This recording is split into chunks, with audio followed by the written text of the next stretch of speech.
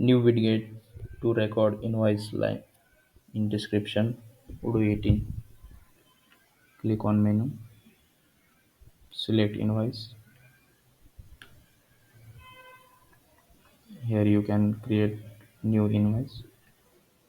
Create on new. Create a customer.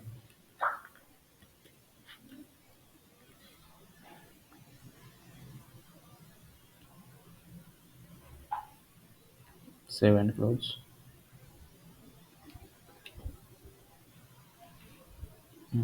Here previous detail you can change it from there. Here add line. Select product.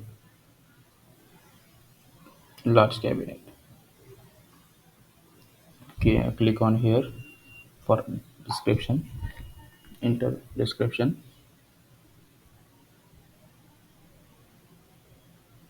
for office.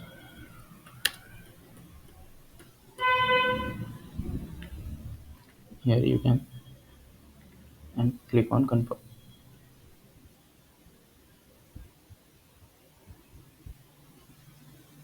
Check in this. Go back. Click on customers. Invoices. Here your customer is added.